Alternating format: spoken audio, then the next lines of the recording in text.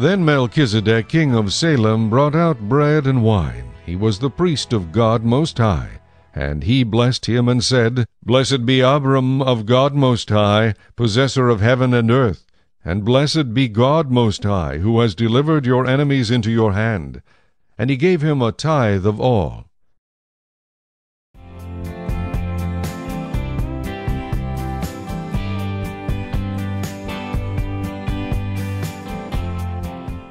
Now Abel was a keeper of sheep, but Cain was a tiller of the ground. And in the process of time it came to pass that Cain brought an offering of the fruit of the ground to the Lord. Abel also brought of the firstborn of his flock, and of their fat. And the Lord respected Abel and his offering, but he did not respect Cain and his offering. So the Lord said to Cain, If you do well, will you not be accepted? And if you do not do well, sin lies at the door. And its desire is for you, but you should rule over it.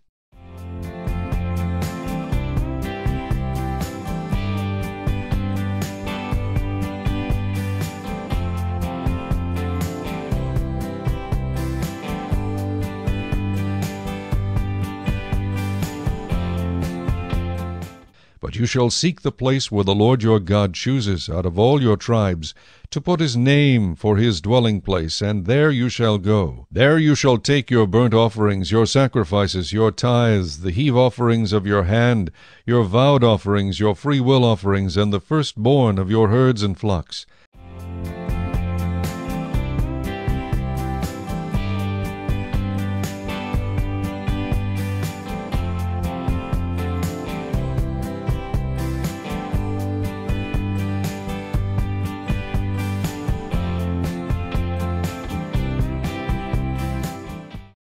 You shall truly tithe all the increase of your grain that the field produces year by year.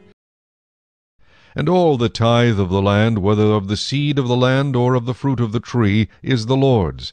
It is holy to the Lord. And concerning the tithe of the herd or the flock, or whatever passes under the rod, the 10th one shall be holy to the Lord. It's a misty morning in late October at Evans Creek Vineyard in Rogue River, Oregon. This year the grape harvest is late because the wet, cold spring delayed the bud break, and then the cooler than normal summer. Bring all the tithes into the storehouse, that there may be food in my house, and try me now in this, says the Lord of hosts, if I will not open for you the windows of heaven, and pour out for you such blessing, that there will not be room enough to receive it.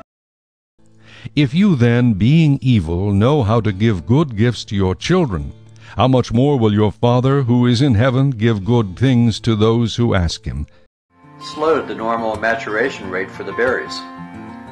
Choosing the time to pick the fruit is crucial in making the best wine. Growers determine when to pick by sugar and acidity levels. In addition to scientific testing, Nancy Tappan, the owner of Evans Creek Vineyard, likes to crush some grapes and actually taste the juice. Then Moses stood in the entrance of the camp and said, Whoever is on the Lord's side, come to me. And all the sons of Levi gathered themselves together to him. Thus you shall separate the Levites from among the children of Israel, and the Levites shall be mine. After that the Levites shall go in to service the tabernacle of meeting. So you shall cleanse them and offer them like a wave offering. I have taken the Levites instead of all the firstborn of the children of Israel. Generally, sugar level should be above 23 on the Brix test. In late October, Tappan's Merlot grapes tested at between 24 and 24.7 on this test. For many are called, but few are chosen. Behold, I have given the children of Levi all the tithes in Israel as an inheritance in return for the work which they perform, the work of the tabernacle of meeting. For the tithes of the children of Israel which they offer up as a heave offering to the Lord, I have given to the Levites as an inheritance. Therefore I have said to them, Among the children of Israel they shall have no inheritance. Evans Creek has poor, shallow soil over rock, only 1.5 to 3 feet under the surface, which actually produces a superior grape berry for making wine. That's because smaller berries have more taste and flavor. The vineyard has a fine aspect facing southeast, which is good for growing wine, and the hillside plantings assure good sunlight and frost protection.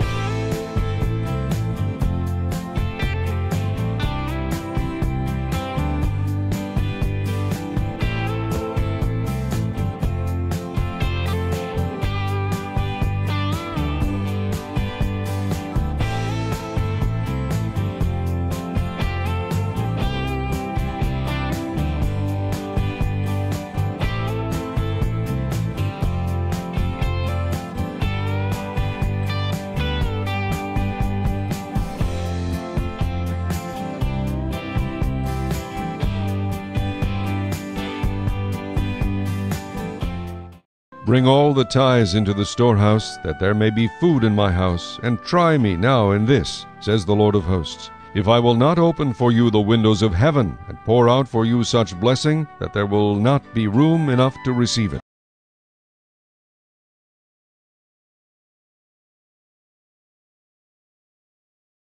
Then there will be the place where the Lord your God chooses to make his name abide.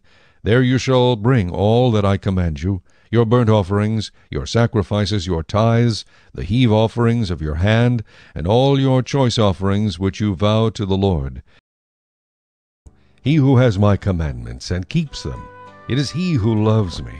And he who loves me will be loved by my Father, and I will love him and manifest myself to him.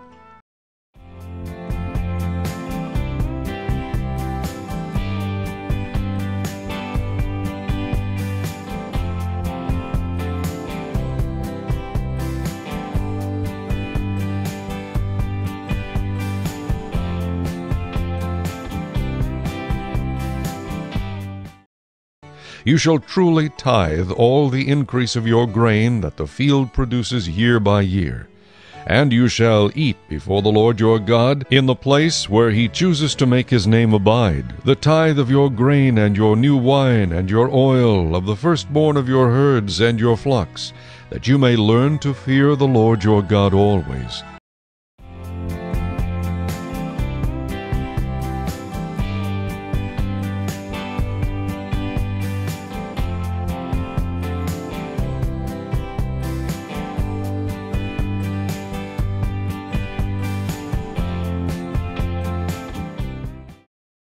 At the end of every third year you shall bring out the tithe of your produce of that year, and store it up within your gates.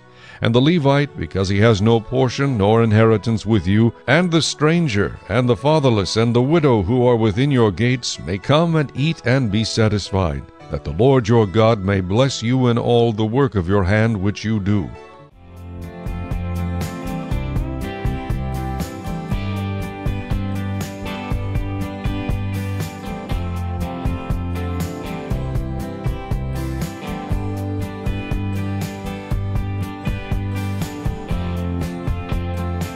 But if the journey is too long for you, so that you are not able to carry the tithe, or if the place where the Lord your God chooses to put his name is too far from you, when the Lord your God has blessed you, then you shall exchange it for money. Take the money in your hand and go to the place which the Lord your God chooses. It makes me angry. I'm sure it makes you angry as well when you hear these stories.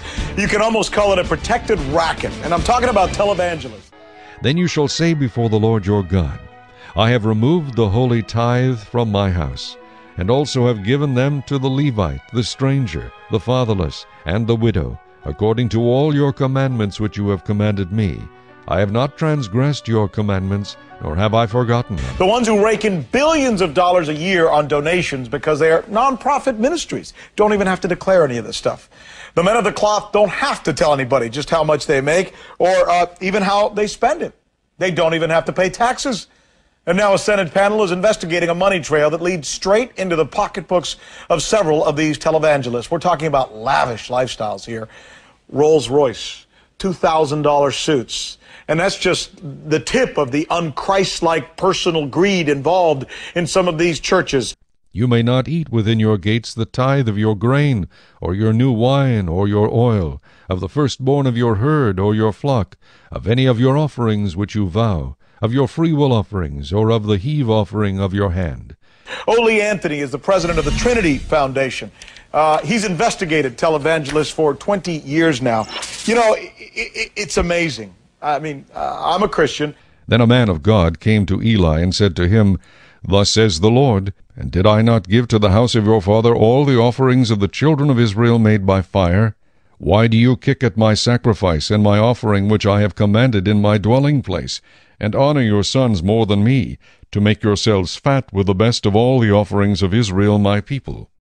And therefore I have sworn to the house of Eli, that the iniquity of Eli's house shall not be atoned for by sacrifice or offering forever. Also the ark of God was captured, and the two sons of Eli, Hophni and Phinehas, died. I mean, I'm a Christian, and I certainly believe in doing everything you can. And it doesn't mean that these guys aren't allowed to have a nice suit and a nice house and a nice car. But when you start talking about a Rolls Royce and a several $1,000,000 home and private Lear jets and a $23,000 toilet, I mean, that's just over the pale, isn't it? It's unbelievable. Somehow the church in America has been hijacked by greed. I also realized that the portions for the Levites had not been given them, for each of the Levites and the singers who did the work had gone back to his field. So I contended with the rulers and said, Why is the house of God forsaken? For the lips of a priest should keep knowledge, and people should seek the law from his mouth, for he is the messenger of the Lord of hosts. But you have departed from the way, you have caused many to stumble at the law. You have corrupted the covenant of Levi, says the Lord of hosts. And it's very, very sad, because it's a testimony in how we are not caring for the poor in our country. I just think, and this is me, and maybe this is the part that makes me crazy. When I think of Jesus Christ, and I think of the way we as Christians in many cases worship today, we are so unlike him. So unlike him in so many ways. Would Jesus do any of these things? Would Jesus drive a Bentley? Would Jesus wear a $2,000 suit? I mean, would Jesus buy a toilet worth $23,000? Well, how about would he live in a $12.5 million mansion? But you say, In what way have we robbed you? In tithes and offerings. You are cursed with a curse, for you have robbed me, even this whole nation. As I said, we are not caring for the poor. The poor and the needy are who Christ called us to meet their need, not to become greedy money grubbers. You've looked into this. I mean, here's a couple of the names that are being investigated now by the Senate, and they're asking them to come clean and say, look, how much you got and what are you doing with it? There's one of them right there, Benny Hinn. Another one is Creflo Dollar. Another one is Kenneth Copeland, Bishop Eddie Long, Joyce Meyer, Randy White. Who are these people? Tell us about them. And do not fear those who kill the body, but cannot kill the soul, but rather fear him who is able to destroy both soul and body in hell. The fear of the Lord is the beginning of knowledge, but fools despise wisdom and instruction.